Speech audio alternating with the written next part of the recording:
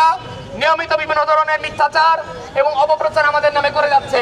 তারা আমাদের অধিকারকে, ন্যায্য অধিকারকে কোটা বলে আখ্যা দিচ্ছে।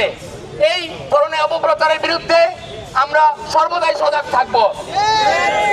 এছাড়াও সবচেয়ে নোংরা কর্মকাণ্ড তারা করেছে, আমাদের ডিপ্লোমা ইঞ্জিনিয়ারদেরকে তারা গুলি করে হত্যা করার হুমকি দিয়েছে। বিসি ইঞ্জিনিয়ারদের যে পেজে আমাদের বোনদেরকে নিয়ে কুরুচিপূর্ণ মন্তব্য, এর বিরুদ্ধে আমরা সকলে সোচ্চার।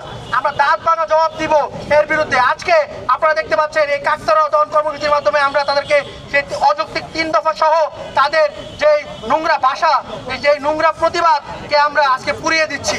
সুতরাং এই বার্তা আপনারা নিয়ে রাখবেন যে ডিপ্লোমা ইঞ্জিনিয়ারদেরকে সহজে হারিয়ে দেওয়া যাবে না।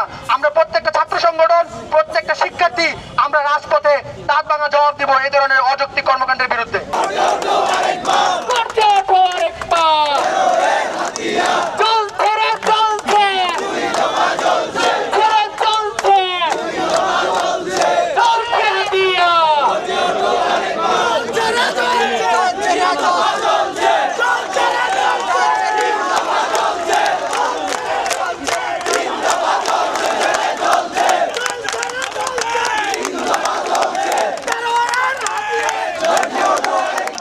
আমাদের থেকে শিখতে হবে কিভাবে সুশৃঙ্খলভাবে আন্দোলন করতে হয়।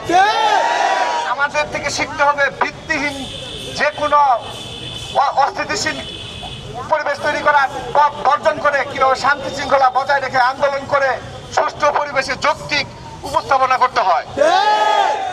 আমাদের থেকে শিখতে হবে কিভাবে রোবট বানাতে হয়, অটোরিকশা নয়। আমরা নিজেরা এই বিষয়ে সচেতন থাকবো।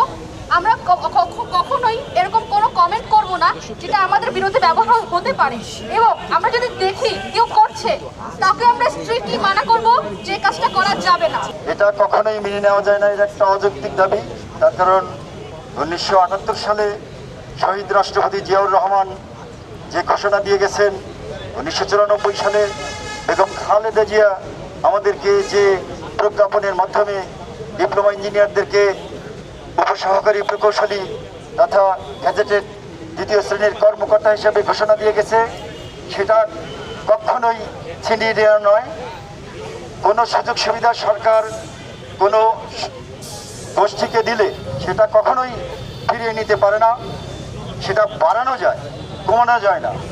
এটা তোমাদের ন্যায্য দাবি, তোমাদের 7 দফা, পরবর্তীতে যে 4 দফা দাবিতে তোমরা আন্দোলন চালিয়ে যাচ্ছ, নিয়মতান্ত্রিকভাবে সুন্দরভাবে অন্যায়ের প্রতিবাদ করে যাচ্ছ তোমরা।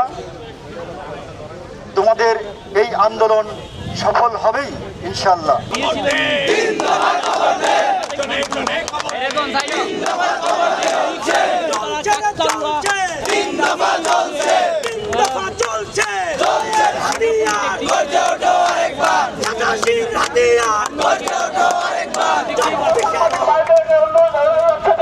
আপনারা সকলে উপস্থিত থাকবেন।